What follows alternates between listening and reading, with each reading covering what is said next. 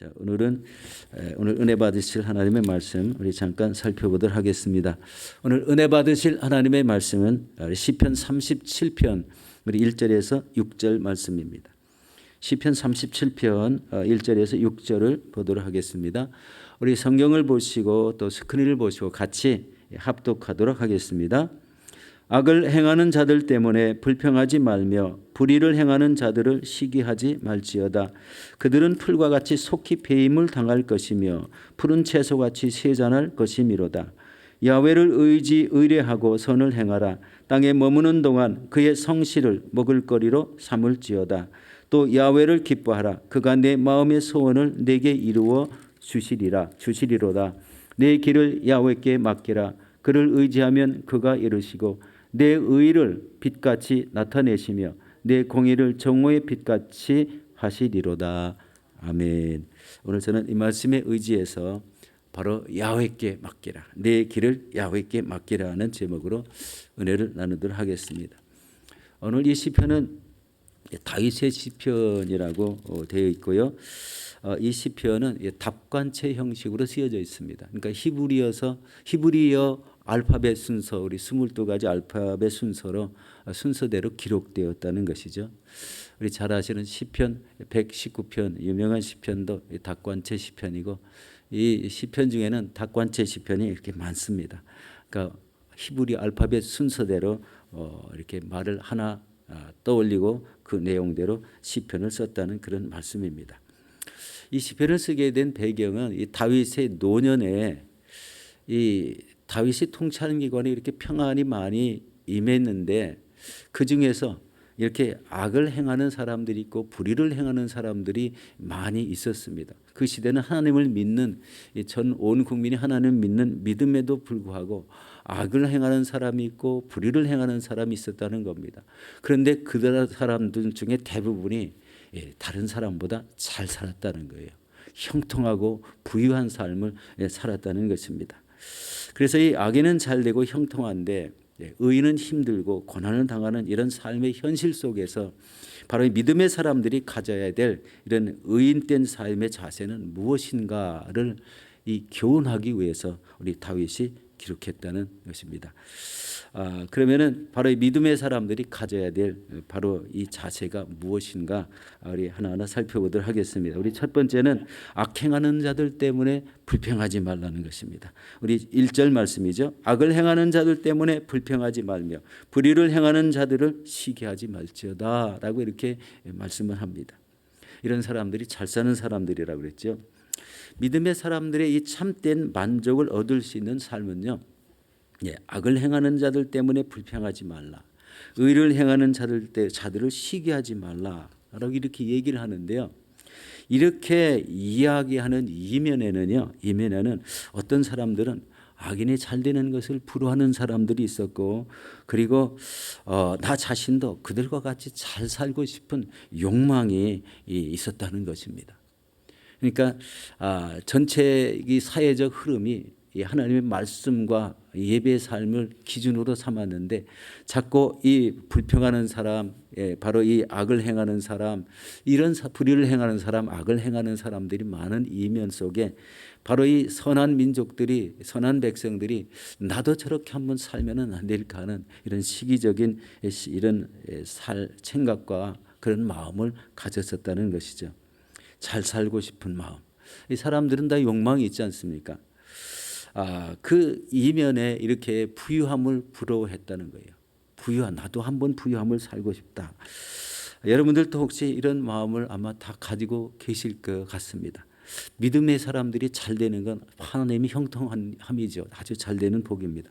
그런데 불의한 자들이 잘 되는 것은 꼬집어서 이렇게 집어서 이야기하는 의미가 있습니다. 바로 나도 언젠가는 저렇게 잘 살아보고 싶은 욕망에 가득 차면은요, 믿음이 배제되기 시작합니다. 믿음은 잘 안 보이고 하나님의 말씀은 내 삶에 우리 행함이 줄어들고 바로 그런 쪽으로 삶을 살아가게 된다는 것을 경계하는 목소리입니다. 이 불의를 행하는 자들이 잘 되고 번성하는 이런 것을 시기하지 말라. 그러고 말씀하시면서 2절에 이렇게 말씀합니다. 그들은 풀과 같이 속히 배임을 당할 것이며 푸른 채소같이 세잔할 것이미로다라고 말씀합니다. 여러분 우리 뉴스를 들어보면은요, 요즘 세상 돌아가는 게 굉장히 참 무섭습니다. 이렇게 요즘 증권을 투자하고 뭐 주식에 투자하고 거기에서 무슨 갑부가 되었고 뭐 조그만 청년 이 젊은 세대들도 부자가 되었고 이런 이야기들이 많이 나옵니다. 또 땅을 투자하거나 또 건물을 사서 우연찮게 기회가 딱 맞아가지고 그게 갑자기 땅값이 수십 배로 올라가지고 우리 부자가 되는 이런 경우들을 이제 많이 이렇게 나옵니다. 이런 가운데 무슨 여러 가지 비리도 많이 나오죠. 바로 이런 사람들이 갑자기 이렇게 큰 부자가 되었습니다. 이제 무엇 하나 부족함이 없는 이런 삶을 살게 되었는데 이 다윗의 이 하나님의 말씀에 그들은 풀과 같이 속히 배임을 당할 것이다. 푸른 채소같이 세잔할 것이라는 이런 이야기를 하고 있습니다. 이 말의 의미는 뭡니까? 하나님 없는 하나님 없는 이런 잘됨은 헛것이라는 거예요. 헛것이다. 이런 사람의 삶은 제한적일 것이다라는 거예요. 제한적이라는 것은요, 그 인생이 삶이 끝나면은 아무 남는 것이 없다. 물질도 남는 것이 없고 가진 의가 없어서 그 의로 말미암아 천국을 소유하는 그것도 없어질 것이다. 세잔할 것이라는 것은 완전히 폭 사그러들어서 없어질 것이다라는 그런 말씀이지 않습니까? 여러분 채소가 금방 햇빛을 받으면 채소가 딱 뽑아 놓으면은요, 우리 순식간에 사그러들잖아요. 그런 모습같이 그런 인생이 될 것이다. 이 얼마나 큰 경고입니까? 이 뭘 잘 이루고 잘 살았을 것 같은데 그 영혼까지도 다 잃어버리는 이런 삶 속에 쇠잔하는 이런 모습을 말씀하고 있습니다. 이 내용을 시편 103편 15절에도 이렇게 말씀합니다. 인생은 그 날이 풀 같으며 그 영화가 들의 꽃과 같도다라고 이렇게 말씀합니다. 그렇지만 하나님을 믿는 우리 굳건한 믿음의 사람들은 그렇지 않다는 거죠. 바로 이런 삶이 믿음의 사람들이 이 시대를 향해서 가져야 될 자세라는 거예요. 무엇이 옳고 그른가라는 것을 판단하라는 것입니다. 그 다음에 두 번째 말씀은 하나님을 의뢰하고 선을 행하라는 말씀입니다. 우리 3절 말씀이죠. 함께 보겠습니다. 야훼를 의뢰하고 선을 행하라. 땅에 머무르는 동안 그의 성실을 먹을거리로 삼을지어다. 여기서 성실이라는 말은 좀 재밌는 말의 표현인데요. 안전이다, 보장된다라는 그런 의미가 있습니다. 우리가 생각하는 그런 성실과는 조금 다른 의미입니다. 여러분 믿음의 사람들의 기준은 하나님의 말씀과 하나님을 믿는 믿음입니다. 이런 믿음을 살게 되면은요, 우리의 삶이 거룩한 생활로 변화되면서 우리 전적으로 하나님만 의지하고 따르는 그런 삶을 살게 됩니다. 그러니까 믿음의 시작은 우리 믿음의 삶이 아니었지만 하나님을 믿고 그 말씀을 순종하는 삶을 통해서 우리가 거룩한 모습으로 변화가 된다는 거예요. 바로 이런 변화되는 그런 삶 속에서 그런 사람들에게 그의 성실을 먹을거리로 삼으라 이렇게 표현한 말은 어떤 말일까요?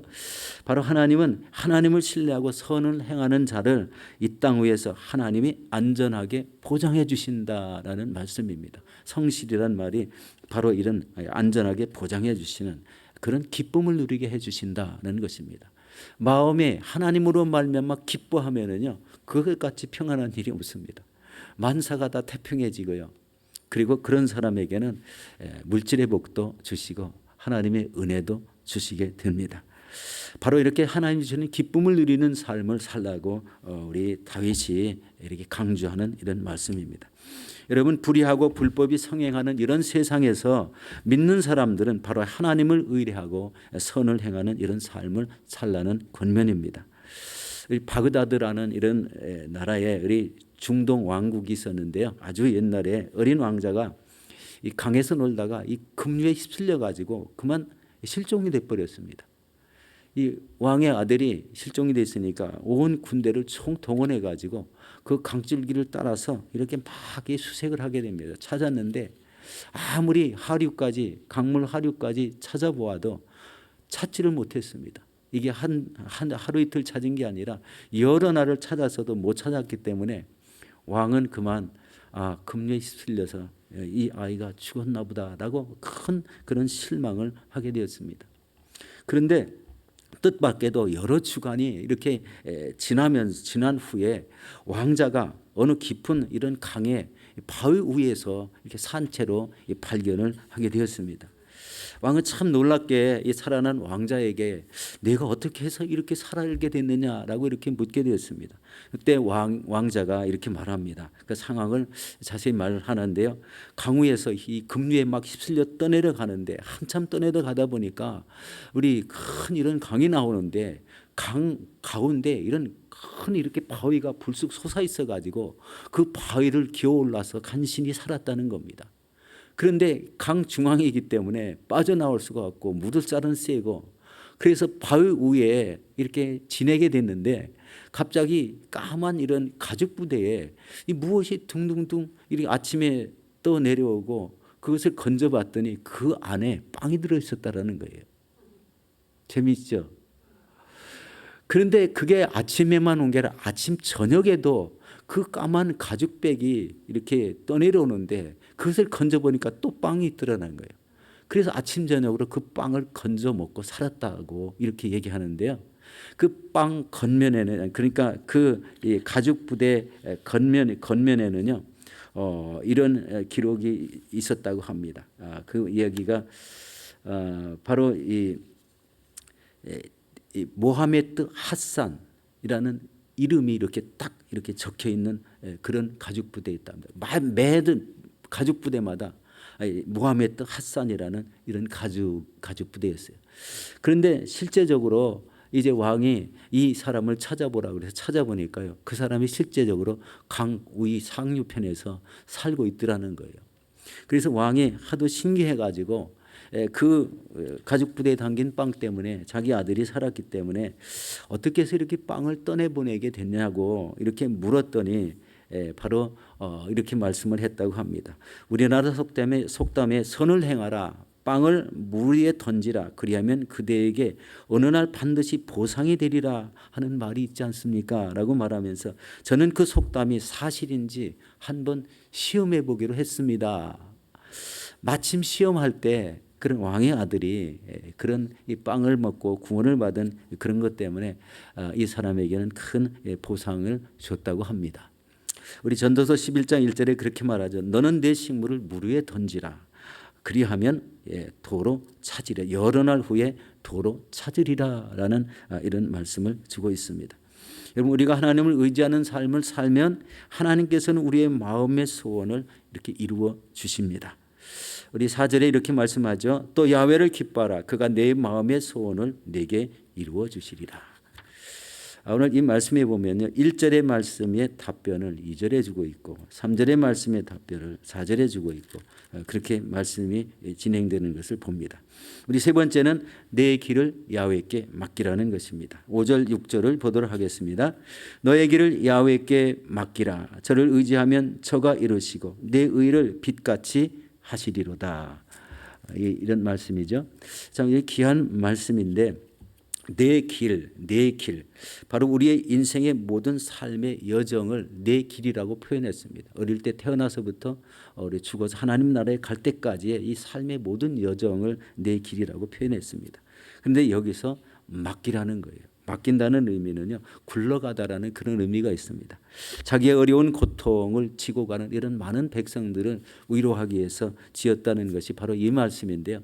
많은 백성들의 삶이 어려움을 느끼는 것은 바로 어려움을 지고 가는 것이 아니라 하나님께서 굴러가게 하신다는 이런 이야기죠. 바로 이 어려움과 같은데도 하나님이 그 안에서 기쁨을 주시고 평안을 주시고 마음속에 항상 넉넉한 마음을 주셔서 없어도 우리 하나님으로 말미암아 기뻐하고 안전하게 사는 그런 삶이 된다는 것을 말씀하고 있습니다. 여러분 우리가 사는 이 세상은 너무 이 부조리하고 부패가 많은 이런 세상에 살다 보니까요. 우리 그런 삶을 쳐다보면은 무슨 생각이 듭니까? 아주 피곤하고 어떤 때는 답답하고 또 어떤 모습에는 서대도 말씀드렸지만 좀 잘 살고 싶은 욕망이 자꾸 생겨나고 이렇게도 됩니다. 이럴 때 믿음의 사람들은 이 당황하게 되지만 그 악인이 잘 되는 것을 이렇게 기뻐하지 말라는 거예요. 영혼이 그 시대를 지나면 끝나게 된다. 그들이 형통하게 될 것도 될 것 같은데 그렇지 못하다는 것을 경고하는 이런 말씀이 되겠습니다. 여러분, 그러나 오늘 본문의 이 말씀, 내 길을 야훼께 맡기라고 한 이 말씀, 바로 이 굴러가는 이 세상 어려운 사람일수록 더 쉽게 가는 방법, 살아가는 방법은 하나님께 모든 것을 다 맡기라는 겁니다. 내 가정의 모든 삶도 맡기고 내 사업장도 맡기고 내 자녀들도 하나님 앞에 맡기고 내 어렵고 힘들고 고달픈 삶을 모두 다 하나님 앞에 맡겨버리라는 겁니다. 그러면 하나님께서 그 삶에 빛을 주시고 형통한 이런 삶으로 이루어 주시겠다는 그런 말씀입니다. 여러분, 이 오늘날도 바로 이런 모습, 사람이 사는 이 세상은 다 그렇게 흘러가는 것 같아요. 잘 사는 사람은 잘 살고 못 사는 사람은 못 살아도 그중에 가장 중요한 것은 하나님은 의인을 보신다는 거예요. 의인의 삶이 형통하지 못하지만 모든 것을 맡기면은 하나님이 그 고난과 고통을 굴러가게 만드시고 그런 가운데 평안한 이런 모습을 살게 하신다는 것을 말씀하고 있습니다. 하나님께서는 이런 믿는 사람을 통해서 가장 선하고 복된 그 길이 무엇인지 우리 깨닫게 하는 그런 말씀이 되겠습니다. 우리 사랑하는 성도 여러분, 인생길은 바로 이렇게 악행하는 이런 자들로 인해서 우리 불평하지 마시고 그리고 선을 행하시며 모든 삶을 하나님 앞에 맡기시고 나가시는 저와 여러분들이 되시기를 예수 이름으로 축원합니다.